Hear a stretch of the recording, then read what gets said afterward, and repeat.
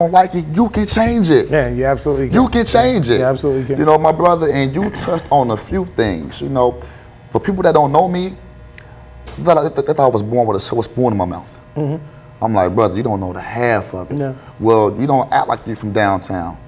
How am I supposed to act? Because I don't wear gold teeth, because I don't sag my pants, because I don't talk a certain way. You know, I could say, I'm bicultural.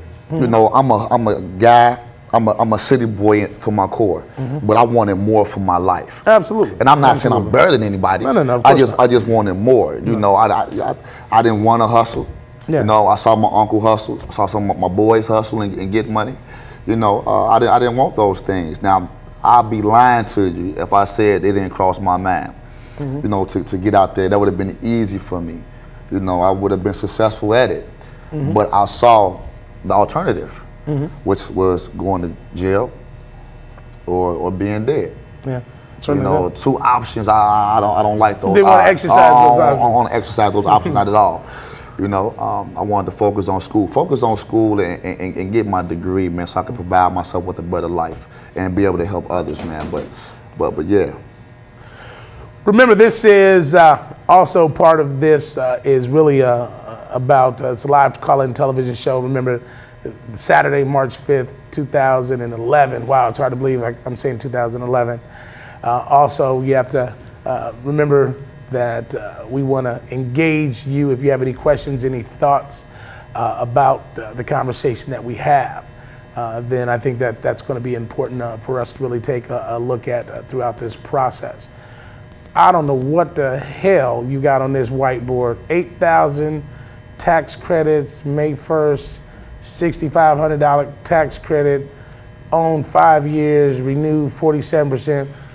What the hell? Sometimes, man, what the hell? I'm like, are you serious?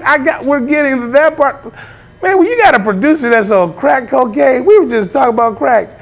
And I got one that's on crack cocaine. Oh my goodness, man. I wish you were in the studio, because the things you don't see are even funnier than the things you see. He pulls out this whiteboard. It's got a whole bunch of stuff that has nothing to do with this show. So I'm looking at this like, are these notes? Is that my new teleprompter? I've got a whiteboard teleprompter. Yeah, I see that now. But I'm like, what the heck are you talking about? 47%, that's a low number. Renew. What are you talking about? I'm like, that was from somebody else's show. Man, you got a live television. I'm getting there. I got the book. You go back upstairs, Mr. Producer. Stay out of here. We having a good time. I'm enjoying myself. Absolutely. I got that. You know, now we're moving into the portion of the whiteboard that says, let him tell the story. You're doing a great job, right? We're sitting here with Roberto Allen, live March 5th, 2011. Mardi Gras, yeah. I got some beads left, sisters. Meet me somewhere tonight. Yeah, I got some beads. So when I looked at the book, and I really just started, you know, kind of peeling back some of the layers, and you talked about the Granny and us. And we certainly know in the African-American community the importance or the value of extended family. Right. What was the relationship when you looked at your grandmother, with Granny, I'm sorry? When I was a child, that was my heart. Man, she was my mother. You know, I love my grandmother more than anything, you know, in this world, because she was there for me. You know, when my mother was doing her thing and running the streets, I always had Granny house to go to, you know, and Granny would talk to me, and Granny would cook and provide me with food to eat. She helped me with some of my homework and my writing and my simple arithmetic. That was my girl. You know, Granny was my girl. She's still living, you know, but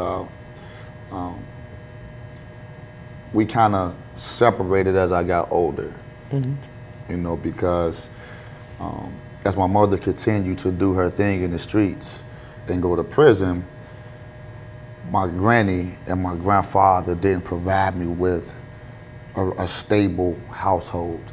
You know, I lived with my grandparents, and I love them. I love you guys, but I didn't have heat in my house, in my bedroom. You know, I slept in the cold. I had to stay under 5 covers. You know, I had to eat cereal for dinner. I had to drink hot pops for dinner.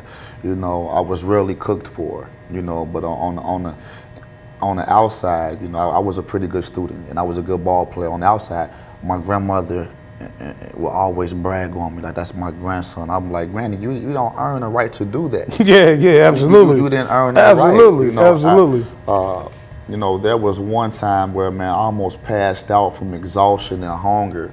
The weather was pretty bad. Just had a basketball game at Taft, and I had to walk in the cold and snow from my game. And you know, I was really exhausted from the game. I was thirsty. I was hungry. I went home and I said, Granny, I'm hungry. You know, can you cook me something to eat? She told me no. And then our house, when you came through our front door, to the right was a door that led to the living room, the kitchen, and to their bedroom. That door would often be locked. But I was like, Granny, I'm starving. You know, and when I hit my my bedroom, I fell on the bed because I was so exhausted from the game and walking in the snow, and I was, you know, hungry and dehydrated, you know, and some of those memories, man, and you know, just made me look at her sideways, like, Granny, I'm your grandchild. I'm not here representing from the family. I'm going hard. I'm not causing you any problems. I'm not making any excuses. Yeah. Just take care of me. Just love your grandson. Feed me. Just feed me. Just feed me. I ain't asking for a lot. Yeah. If I wanted to take a bath sometimes, what you doing, Berdo? My water bill. Turn the light on, my light bill. I'm like, wow. Am I a stepchild or something? I mean, what's really going on? So so resentment and anger started to, you know, develop within me. Yeah, certainly. Towards the woman that I loved. Yeah. Wholeheartedly. Yeah. I would have done anything for her. But that's my granny. I love you. You know, I love you, Granny, but wow, man. It is what it is. You're taking me there right now. Yeah, it is what it is. Yeah. I mean, what's interesting for me, man, is that my grandmother was everything for me, but she just didn't live here. So my mother, when we were really young kids, used to drop us off at my grandmother's house for the summers, man, and my grandmother loved us above everything. And she treated us like that. And even though we didn't spend a lot of time with her, it was the best time I ever had. Mm-hmm. And so when my grandmother had a stroke in Fort Wayne, Indiana, she moved here to Cincinnati, and I took care of her. Mm-hmm. She lived in my house. Mm-hmm. I changed her diaper, I washed her, bathed her, you know, played with her little crippled feet, and just really capped on her all day long. We had so much fun. Man, I mean, you know, and it was like, so I understand it when you say it, man, and I felt that way about my mother in terms of my mother was never a mother. Even before my father died, she really didn't parent us. Right. And, you know, I didn't have a relationship with my mother until I'm in college. And I'm thankful for that and blessed for that because at least I was able to repair that. Mm-hmm. A lot of my other siblings never got to that point. So out of the 5 of us, I probably ended up having the best relationship with my mother because she did for me when I was in college. So she used to come pick me up and take me and get me some food when I was in college. Right. None of that in high school, and none of that from 13 to 18. She was just missing in action. And I'm going through that right now. No, and while I played high school ball, my mother didn't come to any of my basketball games. Yeah, exactly. She was in prison. Yeah. She didn't see my last basketball game as a senior. She didn't see me graduate because she was in prison. And she got out of prison when I was in my senior year of college. She came into one game, bought me a few things. However, she went back to doing what she went to jail for. Yeah.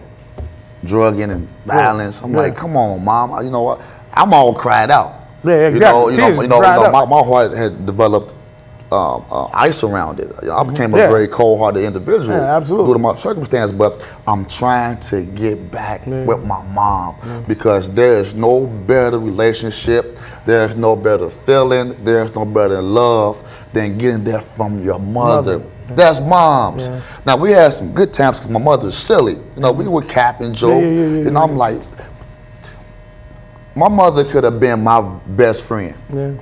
Because she's real with it, man. Yeah. She's real with it. Now, even though she did her thing, you know, when I was a kid, we had grown folk talk, which helped me prepare for the streets. Yeah. Which helped me prepare for women. Yeah. Helped me, you know, see who's snakes, and she was good like that. Yeah. Now, and I often think to myself, if she had just been right, where would I be now? I'm doing all right now. Oh yeah, absolutely. Where would I really be? No. You know. You know, and what you're saying to talk about your grandmother, you know, my grandmother has gold teeth. I call her the Grandma Dime. That's what's up. She's from down south. Like, what's up, Grandma Dime? You know, but, you know, getting back to Granny, man, I'm just hearing you talk, man. You know, Granny, if you're watching, I love you. I loved you. You always be in my heart. You know, you motivated me to really get my education. She's big on that too. Get your education, Berdo. You know what? No eating, no food, but get your education. Get your education because it's very important. Hold on, I should say important. Important. That's good. And so and so I think that what we learn is that find somebody, and hopefully that you have somebody, because like I said, I'm thankful that me and my mother did develop that relationship, because what's interesting is this was the first Valentine's Day that I haven't had my mother since I was in college and started giving her these Valentine's Day cards and a little box of candy. And so this was the first year that she hadn't been around to give that to. So I always think about that. But I am thankful that I was able to develop really more of a friendship with my mother than a parent relationship. I see so many individuals, so many women, and who don't have any relationship with their mothers or grandmothers, or unhealthy relationships. I think that part of the issues that we see in our community with young people is the fact that if you have a mother that's out there in the streets, if you have a mother that's out there dealing with substance and alcohol abuse issues, that you struggle to respect women. And that I think that if you don't have a mother, it's hard for you to get this respect for women. I mean, in the hood, I see how young men and even older men talk to women, calling them out of their names, physically willing to beat them or smack them down. And that's not my reality I'm like, that's a woman. You don't beat women, you make love to women. You're right. Love them. You're right, bro. I was in a household where my mother used to get beat. I'm gonna tell her how it is, and excuse me, man. Her ex-husband used to beat the hell out of her in front of me. I watched this man bloody my mother's face. He had, at one point, he had 2 knives, man, and he held them in her chest. He was on top of her with the knives in her chest, and he looked at me. I'm kind of like, get off my mama. I was a kid, I couldn't do anything to him. He was like, if Berdo wasn't here, I'd kill you. Wow. I'm looking like, like wow, man. So even though I grew up in a pretty dysfunctional and violent background, my respect for women never wavered. Yeah, good. I couldn't see myself calling a woman out of her name. Yeah. I couldn't see myself punching a woman, smacking a woman. And for fellas that's out there doing those types of things, man, stop it, because a real man will never put his hands on a woman. You can get beat, smacked, punched, and everything else. It shouldn't matter. It shouldn't matter. I've been hit by a woman before, but I will never put my hands on a woman. If it gets that serious, fellas, just leave the house. Yeah. Baby, I'm taking a drive around the corner, I'll be back. But yeah, man, the real issue is the women accept it. Yes, absolutely. They think being called out of their name, hey, what's up, B? That's not cool. That's not acceptable. That's not cool at all. So when you look at the book and you start talking about it, you look at what were some of the events of your life that really stand out, that were profound for you? I like the whoopings. I can relate to so much in this book. You talk about the city divided, you talk about the role of the Boys and Girls Club. What in your life and your process really helped you? And then you talked about having a stepfather. What was it that really, those figures or the moments in your life that were life-changing? Boys and Girls Clubs. First, Ma and Linda, but Boys and Girls Clubs of Greater Cincinnati. I was introduced to Boys and Girls Clubs at the age of 7, and that place provided me with stability. I was able to meet good people that cared about me. Miss Sharon, Coach Steels, who was my football coach, and the man that really molded me at a young age to give me the idea of what a man was. Now, there's no definition of what a man is, but to me, he was a man. Mr. Lacey, man, rest in peace. Birch, Mr. Allen. The club allowed me the opportunity to understand that I have a chance out here. Even though I was going home to my situations, when I came there, I felt safe. When I got there,